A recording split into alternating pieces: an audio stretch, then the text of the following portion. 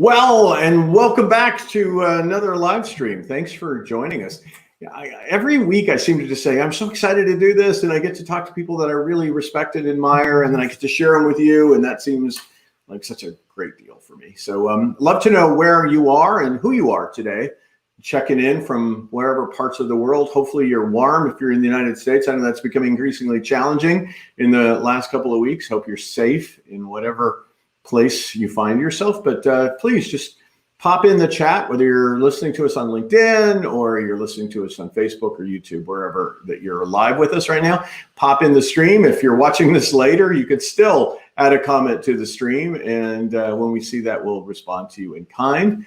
So as I tell you, I'm so excited about sharing people. This is somebody that actually has changed my brand fundamentally.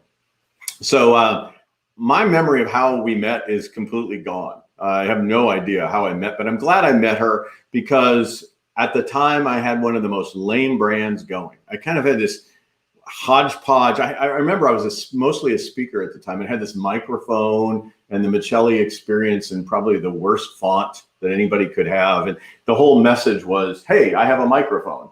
God knows what that meant. But anyway, there was no thought to it, no sense of, who am I? What do I bring to the table? What does this brand say about me? And then how do I live into the brand? None of that until I met our guest today, Suzanne Tulien, who you're going to get to know from her books. You're going to get to know how she thinks about branding, particularly at a personal brand level today. So without any further ado, because I could go on and on and on, and then we'd have no time to hear from her. So let's make it happen. Please join me. How are you? I'm so well and so excited to be here, Joseph. Thank you. I'm glad that you're here. So, I think as we were doing the green room, you said you remember how we met. So I owned up to the fact that all I know is that you came in, as the cavalry to a wounded brand guy, a guy who had a wounded brand, and you rescued it. But how did we actually meet? Because that's the part of the story I pick up on. I don't know if you were living out here in Denver or in Colorado. Denver, probably. Colorado Springs, actually. Yeah. Oh, okay. So your neck of the woods, I think. You came down, or you did a speaking event, and I attended this event, and I was so blown away by what you knew and how you delivered what you delivered with all the information. You made it fun. That's when you had that clown nose. You always. Oh yeah, I had a clown nose. Now I just have a clown nose. Well, but I don't have the red one anymore. That was so good. Yeah. So when I was experiencing you, and then the information that you were having passed out to us, the handouts and the materials, I noticed cognitive dissonance. My brand was super lame, even though I had a bigger stage presence than my brand. Yeah, your visual was so sophisticated. It was so entertaining and so good. It's like, this guy is a superstar, and he's showing up like it's a do-it-yourself sort of, Word doc form with, and I'm like, oh my gosh, he needs to look so much better than this to match, to have some resonance there instead of dissonance. And I still remember that part of whenever I said yes to the possibility of having my brand updated, I probably knew how bad it was too. But when I did, it wasn't a process of, let me just show you a few different images, right? I mean, and if you were to go on Fiverr or any of these, I can build you a brand for $25 and you get 60 different graphics, right? It's so not what a brand is. And right. I'm so excited that you kind of in the book, literally now, a couple of them on branding. So let's share a little bit about these books that you have out in the universe and kind of take them in chronological order, but we're going to focus on the new one. So you put this out a few years back with a colleague, and what was your goal in igniting your business's brand DNA? So the goal was to get a process out there to middle market size companies when we wrote the DNA book. And that was to enable them to go inside the organization themselves and identify, define, and then begin to literally align themselves with their systems and processes, their leadership, their culture, their vernacular, their communication. How do they align themselves to a set of core attributes that they declare they stand by and they stand for in their promise of delivering? So the Brand DNA book that was written in 2010 is when we published it. So over 10 No years. way. No Right. way. That can't Yeah. be. I And you I had was us on young your then. I back was then young then. Yeah. So on your 2010. Well, we're so 2021 now. We can't keep talking about 2010. Oh, now I've covered myself up with the book. Talk about great branding. Let's just focus on the book then. I'll go to a single shot. So tell me what prompted you to do this. This is new. This is new. It's basically that same methodology of fleshing out the attributes of the core brand DNA, but it's really directed to that solopreneur, the leader, the brokers, distributors, those people that might be 1099s, but still distributing, their wares, or they own the book of their business, so to speak. They become the brand of their business. This is really written to them. It's expanded a bit because when you brand a person, you're really looking at a much broader aspect. It's not just what they do in their business. Obviously, it's who they are, how they show up in their family, in their communities, in relationships. So it's a little bit broader, but it's focused on speaking to the person who owns the brand literally. Okay, so since I've read the book and I know kind of some of the cool things that are happening here, let me take us on a tour. It's not a 3-hour tour. It's just a 40-minute tour of this book, and it's not going to give it enough justice. But let's do that thing. So, kind of at the very beginning of this work, which I've recommended, by the way, I'm actually on the cover as being recommending this book. So yeah, that's me on the top there. People can't see it, but that's me saying great things about the book. And oh, by the way, the other thing I didn't say in the introduction is not only have I used you in my own brand development, but I have clients who I'm trying to build branded customer experiences for. And guess what? We don't really have a brand to build an experience around. And so I've reached out to you. We've contracted with you. We've subcontracted with you. We've done all kinds.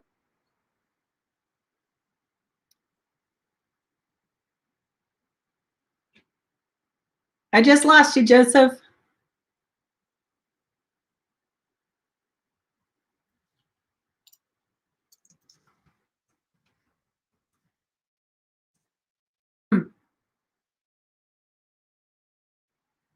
I got so excited I popped myself right out of the screen.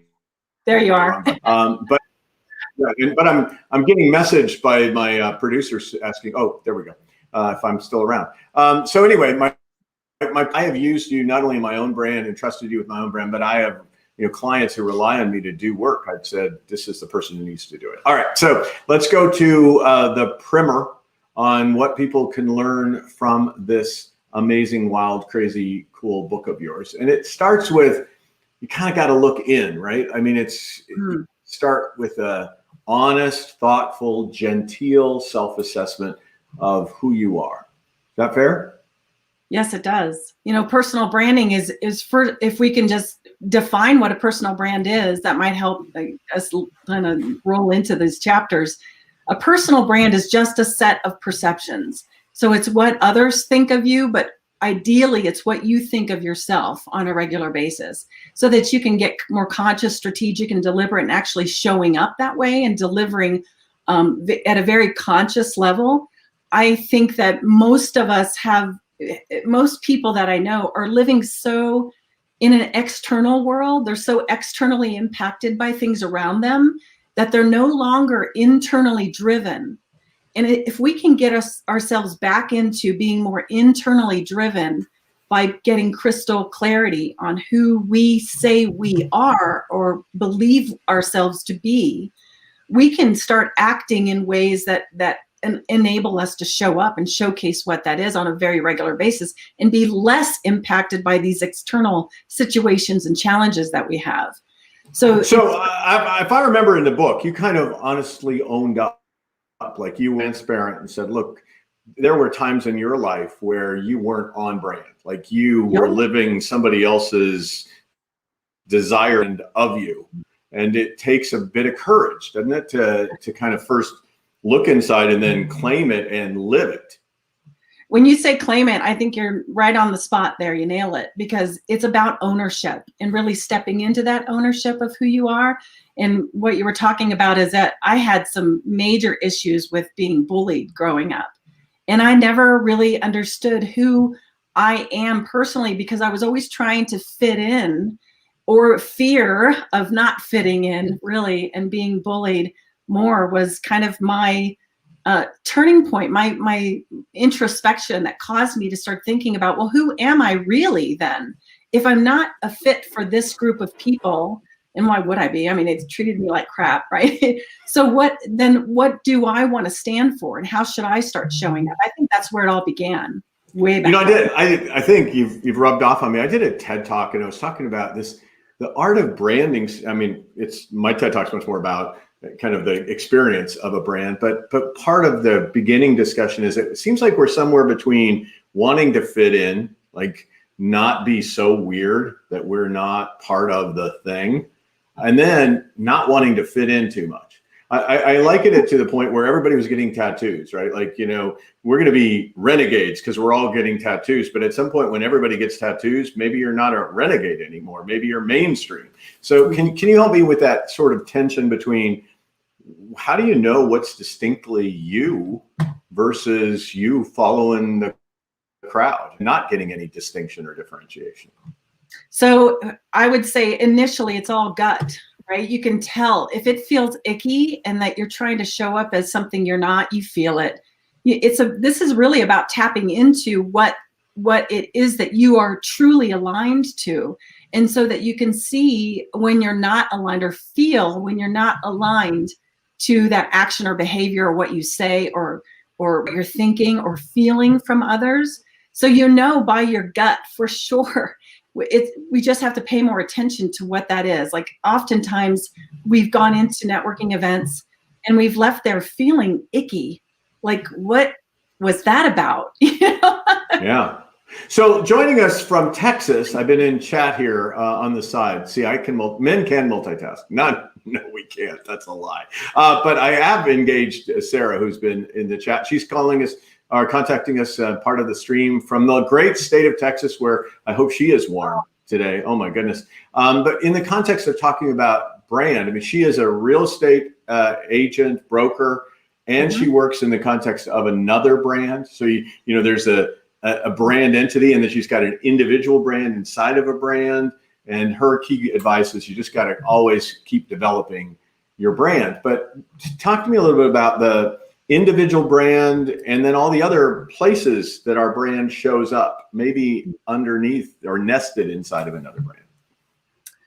Well, so that's a big question and it's complicated, but we as people, human beings, and we are the face of the services that we deliver on.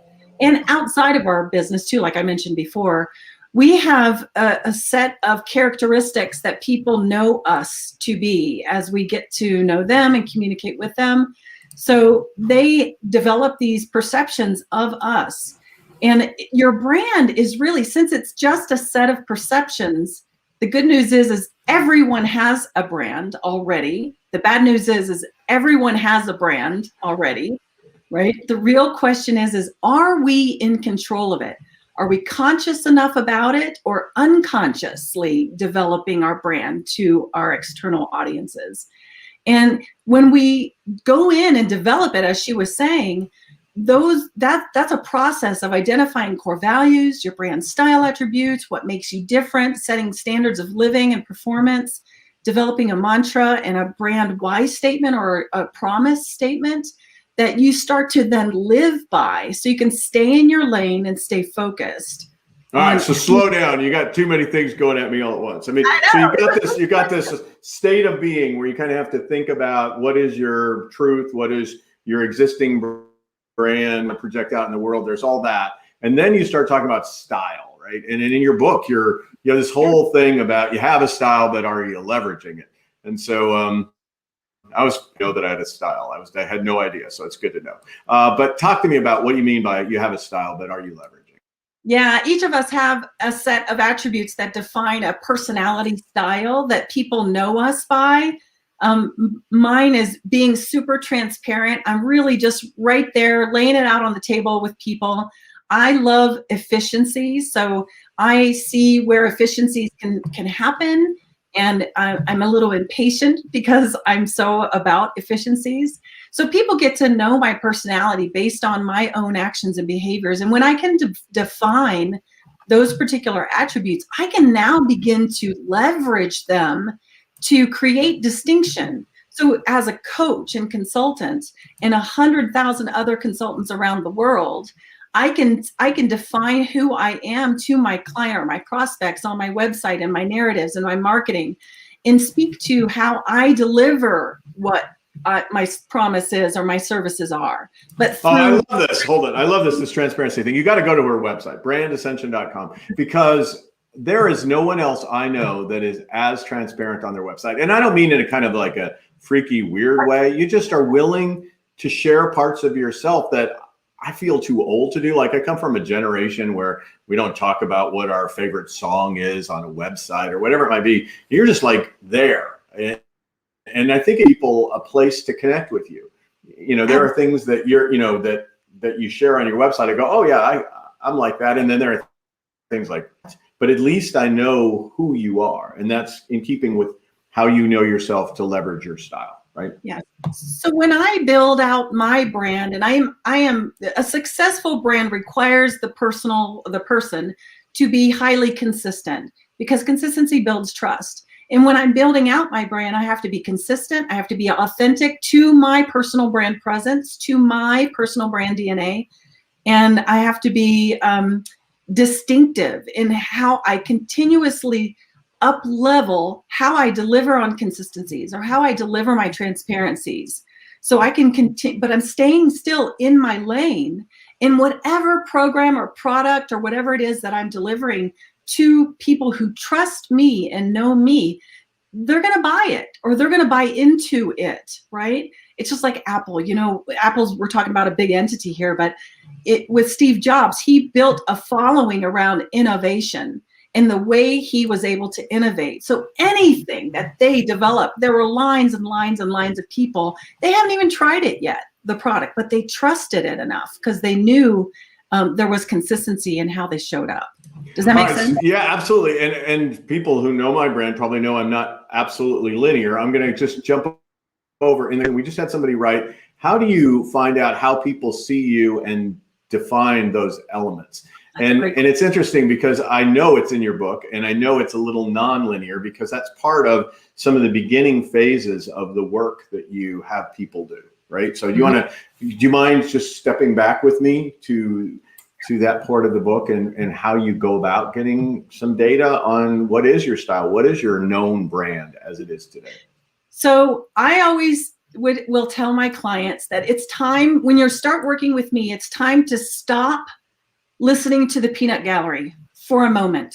The peanut gallery are all those people out there, just for a moment, until we can go inward and truly get a sense of who we are. And the activities in the book are designed specifically to help you flush all of that information out. It's step by step.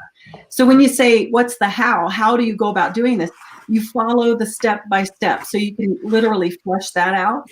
And then once you have something that you believe is true to be who you are and authentic, then you start testing it out there and you say, I believe I'm transparent. And then you go out to your peanut gallery, friends and family and community, and say, on a scale of 1 to 10, how transparent do you feel that I am? So now we have a basis, a structure to then ask the question. Otherwise, if we go to Facebook and we say, what do you think about me? What are the 3 words you would say about me? You're going to be all over the board because people have different filters and they're going to name and label you as differently, and it's just going to cause confusion. Yeah, I got to get out from underneath your book. I don't care how good the book is. I'm going to break myself from your book. So I actually was thumbing through it as you were doing your answer in my multitasking approach. And I think that that's one of the great reasons that I was so behind the book, literally behind the book, in my endorsement, is that these are really practical steps. It's not mysterious how you do it, but you can make some really big missteps. Like if you do over rely, and then I have this belief that we tend to go to the people that we want to hear back from, the things that that are most likely to say the things we want to hear. Of course. So, if I asked my mom, in the day, she would have said all the things I wanted my brand to be perceived, and even if it wasn't true. So it's important, I think, to go through this more methodical process, this more disciplined process, not so, willy-nilly, and not take the risk that you're imposing some biases in there that really aren't helping you get to where you need to be with your brand. All right. Okay. Well, so I would tell you that, if I could add, if we don't define ourselves, who we are, then guess who's going to do it for us? Yeah. Right? The people around us, or the market will, or any number of things probably. There's a great quote I use in a lot of my workshops and trainings. It says, how we believe we are perceived shapes who we become. So that's a cycle, isn't it? I mean, it's like either virtuous or vicious cycle. It is. If we believe everybody out there, then we're going to adapt and be a chameleon to all of that and never find our true self and never be able to stand in our own power. One of the things about the book is you really identify a truth that I think I probably have not fully appreciated. Like 73 million people are, running a business without any employees. They're solopreneurs, or they're small businesses, maybe 1099s on them. But this notion that personal branding, sometimes for so many people, they are the brand. There is not even a scintilla of separation. And in any other case, even if there is an external brand of the brand, which is often the truth of a founder or entrepreneur. There was Absolutely. No question there. Right. I was just free associating, but okay. So let me go to your next point, because this was something you started to get into. Like when you were riffing on all of this stuff, there is a kind of need to set some standards. Can we talk a little bit about what you mean by standards in brands so that you can live the fullest of your potential? So yeah, that great question.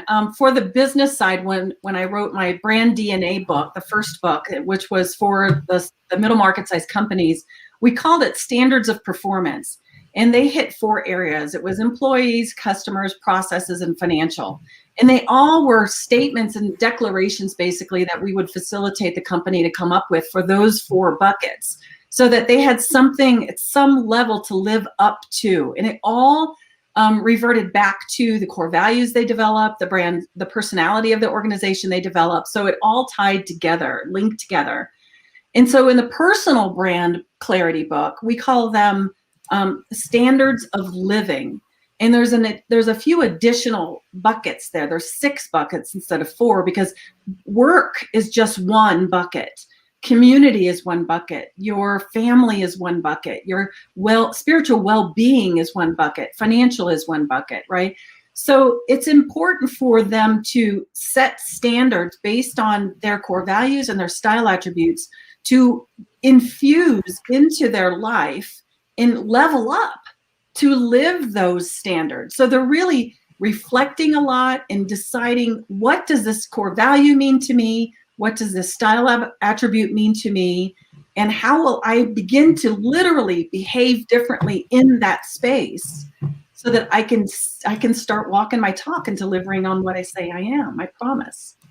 Well, I love this, because a brand is a pretty disciplined thing. Do you know what I mean? It's not conscious. I mean, it really is to stay. I see people who go off brand all the time. And that doesn't mean that it's not, well, sometimes it's not who they are. They're just trying to play out to an audience that they think would be attracted by something. And then as soon as they do, they almost snap their brand. Like they pulled the elastic rubber band to a point where whatever it was you just did is not going to fit with who you claim to be. It's hard to do you see that? I mean, do you see that out in the world where brands kind of overreach and then they're nothing to anyone? All the time. And I don't know if I want to name a few of them, but you all know brands that, personal brands, even celebrities that have shown up for a certain amount of time in this certain way, and then all of a sudden something really terrible happens in their actions and behaviors, and they lose the trust of all of their audiences, and it's a shock, because it's so out of character of what you know to be true about them, what you thought you knew to be true about them. But I'm telling you, until you can get resonating and authentic with who you are, being someone else or something outside of that is unsustainable, and it causes stress, and you're unhappy, and it's just your life isn't in flow because you're trying to be out of alignment. And it's so much easier to be in alignment and being clear with who you are. All right, so I've got up on the screen where I'm going next. And frankly, I have worked with brands to create a mantra. So this is something I've done. I've not kind of done the work of getting the brand architecture in place, but once it's in place, I have helped them try to come up with something that I view as a mantra that is inspiring, that defines their aspirations, specifically as it relates to the way it affects customers, right? Yes. And so someday I'll have to have you see some of the things that I've done, and you can tell me how way off they are. But I do think that if you don't know why you exist, kind of I know you quote Simon Sinek in the book, but if you don't know why you exist, and if you don't have something that kind of inspires you and creates a visual image of the thing you aspire to do, because I think you can say it in a couple of words and that may be really memorable, but it's not always inspirational. So I think of these things as really like the meat and potatoes of getting people's hearts into the brand. Can you talk a little bit about why you think you need a why in mantra? That's kind of like really circular. Why do you need a why? Why? Why do you need a why? Because we all know why is your purpose, right? And we know why we get up out of bed every day and do what we do every day. But Joseph, you work with a lot of companies with employees, much bigger companies as well. And the mantra, for them, I call it the brand platform and the promise. But for personal brands, I call it the mantra and knowing your why. It just resonates with the personal being better. The mantra and the why are tools. I see them as tools because all of us get out of alignment. All of us lose sight of being inspired, and we need a tool to help us remember who we are and what we're here to do, what we're here for. And so developing the mantra, you can only do that after you've done the work of the DNA. So it's a compilation of all of those pieces and parts that you've just come up with through the process. And then you kind of whittle it down into 3 or 4 words or a phrase that speaks the essence of that brand, your brand. And you can use it as a tool to remember who you are and get you back into alignment, get the vibration back up and running, and get you excited again about who you are. So it's, we're all in funk every once in a while. We have to get out of that, and that's the tool. A lot of people think of the brand as what you go to market with, or the way you advertise, or your trade dress, or a variety of other things. I live in the other side of it. Like, all that work's been done, and now how do you show up in your email voice? How do you show up at moments of truth that matter to your customer? And I think you're one of the people who gets it, because I see a lot of branding folks who come in and they get to the point of trade dress logo design, tagline design, and then they're out of there. And then it just it rots behind that. So talk to me a little bit about what it takes to go from having the infrastructure to really living it out and aspiring even to be a world-class brand in the area that you commit yourself. Wow. So I just want to clarify that you market a brand, right? Marketing is a function, that is a verb. You go out there, disseminate and communicate all the information of the brand. And if you haven't identified and defined the brand, then what are you marketing is the question. So that's the big mic drop, like, oh my gosh, I haven't defined my brand yet. I've got to go to market. And if you're out there marketing already, you're just chasing the clients. You're not doing a pull strategy to who you are as a brand. And I would say that living it out is the most important thing. So in order to align yourself with the brand, both at the personal brand level and the business brand level with employees, is we have to understand what it is. We have to identify and define it. And then we can begin to really get creative. This is the fun part. This is I contract for 6 months with companies, right? So the first 2 months is really, if we're doing it through the virtual program, we identify and define the brand and all the aspects of and pieces and parts of that. And then the next 4 months is all about inculcation, infusion, behaviors, changing scripts, changing vernacular, messaging, all those things, doing experientials for the employees, getting them infused in owning those attributes and stepping into what that looks like. So that's becoming world class, because good brands are successful because they're walking their talk and delivering on their promise. That's what makes them successful. You know this, Joseph. No, I like hearing you. Oh my gosh, this book of yours cannot get. Hey, I love no, but for the love of gosh. Okay, there we are. I'm back.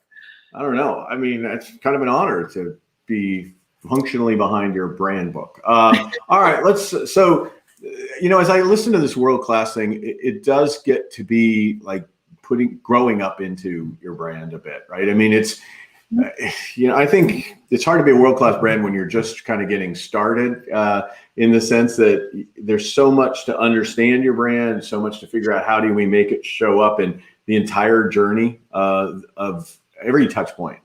I think, I probably stole this from somebody, or at least I think I modified it. It might have been Bezos, who said that, brands are what people say about us when we're not around. And so for me, there's a lot of work for us to know what we want them to say.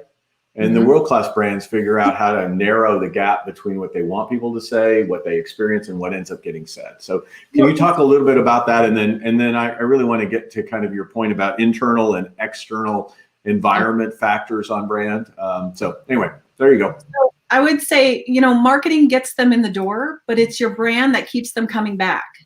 So when you invest enough in whether you're personal or business brand, in alignment to who you say you are, when you invest the time and effort, and it doesn't even have to cost a lot of money. I mean, that's one of my 6 myths of small business branding, is that branding costs too much money.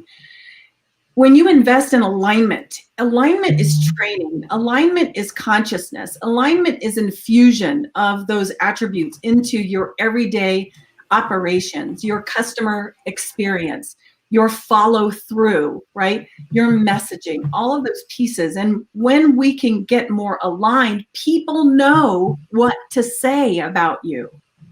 They know, because you're doing this consistently. So it's not like we even have to train any of our, prospects or clients out there what to say. They say what they know to be true based on their experience with you. And you're selecting people who can represent your brand, and you're training people on what your brand looks like and how it's different than the dry cleaner across the street and how they do business. It's really, it's everything filters through this, right? It does. Yes. So that kind of gets me to the internal brand, external environment, right? I mean, this is an intriguing thing, because the brand kind of lives in and out, and it lives in an ecosystem. So maybe you can talk a little bit about, what lessons there are in your book, Personal Brand Clarity. See, this is another way I can hide behind your book right here. Personal Brand Clarity. Can you talk a little bit about this distinction of internal brand, external environment? So there's always this external environment going on with organizations, right? The economy, what's happening with maybe certain areas of where you're marketing your wares or your products. So all of that is one thing. But then there's this internal environment of the entity of the business and what is happening internally. And if we can continue to stay consistent with what we know to be true about who we say we are after going through the process, and hang on to that, we have something to hang our hats on, and we can get through almost anything at that external level based on us being true to who we are. If we're ebbing and flowing constantly in the brand, in just the brand's way of being, to the external environment, then we're diluting who we say we are to fit. Again, we're trying to be that chameleon to fit what's going on externally. And there's a lot of variables that happen with this, but you have to be really true to your commitment to be living on brand and training your people to be in that space and highly conscious of who you are as a brand. So I'm just reading in the comments, great advice, perfect answers, thumbs up. I mean, I think this stuff is resonating. Obviously, it resonates. You've had it resonate from the platform when you were kind of on the when we all used to have like a stage, and then there were like these people, and they would sit there, and those were crazy days. But it used to resonate in that environment. It resonates in virtual now. I gather the main thing, if we can get people started on you, wow, this is hard to do, is to get this book. And they can do that. Let me get my hands out of your name. They can do that on Amazon. So yeah. Personal Brand Clarity on Amazon would be the way to go to get the book. But they should visit your website. I mean, they can. Do you link to the book on Amazon there too from your website, or no? Okay, all right. So the easiest thing is go immediately to her website, and then you can get the book through that. So that's one thing. But what else? There's a personal brand Kickstarter toolkit that's free on my website as well. It's called the Kickstarter Toolkit. I mean, that'll help you, the solopreneurs and those people that are emerging leaders and want to build out their own brand, or really uncover what that is and self-actualize into it. That's a great product. Oh my gosh, people want it on Audible. Is it on Audible? Sure. Let's put some pressure on her. It is. Oh, you think so? All right, good. All right. If it's on Amazon, generally eventually they put it on Audible. Well, no, who voices it? You have to have a voice to get it on Audible. It's not me. All right. I had to voice all my own books to get them on Audible. So yeah, so check it out. If it's not on Audible, complain to Suzanne. She'll take care of you right there. That'll be my next project. Let me make sure that I have a place where you can complain to her for it not being on Audible. Right there, write her there and say, it's not on Audible. I don't care what you said on the Bocelli show. It's if I have enough people that want it, I'll do it. All right, good enough. Yeah. But it's interesting because the trend in the industry in my books now is a lot of people are listening to them. The auditory word has happened. All right. So let's talk about, beyond going to your website and determining whether this book's on Audible or not, what else will they find on the website? So you talked about that toolkit. So this complimentary toolkit exists, right? Yeah. So that's a good thing. That has the personal brand assessment tool in it as well, and so does the book. But it's going to be in a larger format, so you can actually read it and fill it out. And several other fun things like a multisensorial brand assessment, where you can go through and kind of identify some of the attributes that you think you have and how they would actually show up through all the senses. Because that's a big part of making your brand a Gestalt experience. And you want to look into all that. And then that's what makes it so fun and creative. I mean, you could really get super creative. It just opens up Pandora's box. All right. So people are asking me to put your website on the screen. So now so now I'm going to pick a bone with you. So this is the website I send everybody to, brandascension.com. And then I find that you have another website. So I need to understand when do I send people to brandascension.com, which they're seeing there, right? And when do I send them to personalbrandpresence.com? Personal Brand Presence is the landing page for my online course to develop your personal brand presence. I'm so excited about this course. It's 5 modules. There's 14 lessons in it. You see me, I narrate the whole thing. I walk you through the whole thing. It's so powerful. So that you can get there from the website as well, but this is the landing page that will kind of talk you through what's so if you're thinking, I just want to kind of get a sense of who she is, what is all offered, then we go to your other website, right? We go to brandascension.com. That's everything, right? I do. That's the one scrolling. But if you're particularly interested in getting a course, kind of get to learn from you vis-a-vis a course, really well-designed modules on personal branding and how to get your brand to show up and be world-class and develop a mantra, knowing your why, all that kind of stuff. Yes? No? Yes. That happens there? Okay. Yes. All right, cool. I feel like now I'm understanding the architecture of the thing. So that's good. All right, we're about at time. So I think we've given them a little morsel of the kind of content that they could get from you. There's the course, obviously, at Personal Brand Presence there. There's the toolkits at brandascension.com. Let me switch that around so we have the major Now, so we have that available, and then we go the other way. That's the main location. And then if people want to take the course, that is scrolling beneath. We check anything else in the comments before I go to our thank you for that clarity. Clarity. What a word. Thank you in the comments for using the word of the day. I feel like identify, define, and align to who you want to be known for. All right. Wow. All right. So it's time for the lightning round. I warned you. I don't always warn people. I must like you or something, because there are people I foist the lightning. They have no idea what's about to happen to them, and they're just good sports. So here we go. And you'll be a good sport, even though you've been forewarned. All right, let me take all of your stuff off. People know how to find you now. I don't need to have all that cluttering the screen, cluttering people's minds. We're shooting for clarity. Should I be afraid? Yeah, so here we go. So the lightning round is just some personal stuff, which is so easy. Sometimes I have to hunt and to find this stuff about people who are guests. Not you, man. It's right out there on your website. So here we go. React to this. Oh, that's a lemon drop. It's my favorite cocktail. Nothing like starting with the booze. Every Friday night. Every Friday. Yeah. And I make them myself with agave, and it's awesome.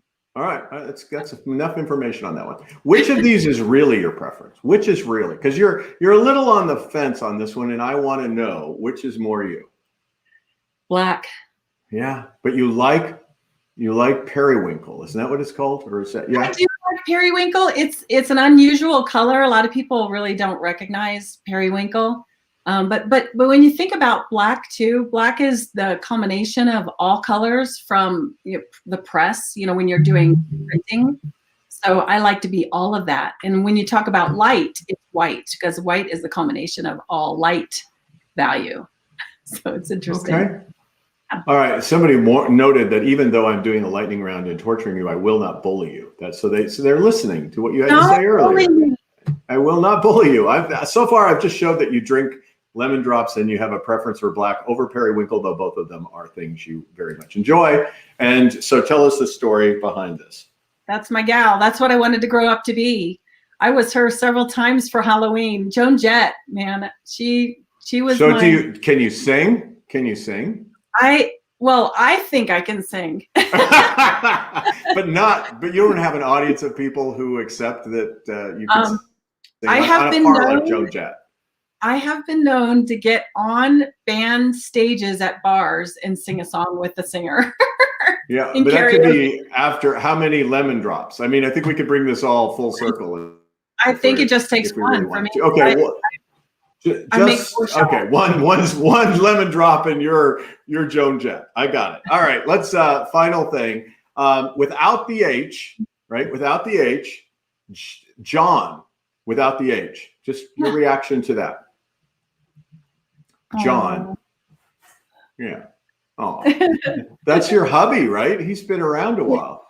He's been around a while. Yeah, we celebrated our 20th anniversary last year, but didn't get to go to New Zealand because of COVID. They wouldn't let us in. Dang them. Yeah, the New Zealand, those they were definitely not playing. The Kiwis were not playing with letting people in. So, all right. Well, that is all the time we had today. Please. Go and grab this book, whether it's in front of me, behind me, wherever it is, go grab this book and head over to this website to learn all about her, brandascension.com. If you're specifically looking for the course, then you want to go do this at Personal Brand Presence. You can find the book there. You can find everything else you need to know over at the brandascension.com website. Okay, that's all the time I have for you, lady. I can't wait any more time today. Thank you so much. I'm so honored that you are here. Let me tell you who's going to be here in the weeks to come. Oh my gosh, Tracy Grammer. Tracy Grammer is a songwriter extraordinaire. She's such a literate, innovative person. She went to Berkeley and can write, and she writes a song a week under a new challenge on YouTube. Real songs. They put a prompt out, and each week she creates it. My goal for our conversation with her is maybe to hear a little bit of her music, but more importantly, to hear what it takes to be willing to go to her internal voices and create. and just trust the creative process. So that's that. Blueprint. Douglas Conant, are you kidding? Does he know who he's hanging out with? I mean, seriously, this guy's going down market in a big way with me. Douglas is crazy brilliant. Formerly the CEO of Nabisco, formerly the CEO of Campbell Soup. He's done it all. He is amazing and a great leader. His book, Blueprint, is the bomb. I include him in my new book, Stronger Through Adversity, and he has some great insights. Very Brene Brownish in some of his thinking. So then over there in Colorado, I'm going back to Colorado again. Got Suzanne in Colorado, but in Colorado as well, I have Bovine Metropolis up in Denver. They're an improv company. They have their own improv theater. Been there a long time. I studied improv for them back in the days when I was in Colorado. A lot of very nifty lessons.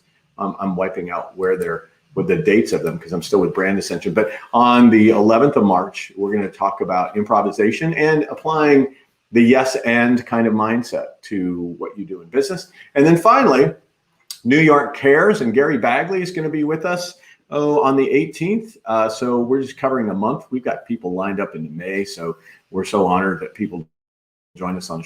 Gary Bagley is in charge of New York Cares. They are one of the largest nonprofits in New York City. How they mobilized in the early onset of the pandemic is remarkable. The collaboration between the community and this nonprofit is inspiring. And we're going to talk about leadership from a nonprofit perspective because we often leave them out. That's everything for today. I want to thank those of you who joined us. Plenty of interaction on the chat. And please, if you'd share this with somebody, I would be so grateful. And in fact, what we normally do is when people do share it and they hashtag us on it, we take all of those and we kind of raffle out a book. In other words, I send a book out to somebody who has shared this with their audiences over the course of the week. So if you would do that, I would be very, very, very pleased for that. With that, I have nothing else to say today other than hasta la vista. We'll see you next week on Michelli's.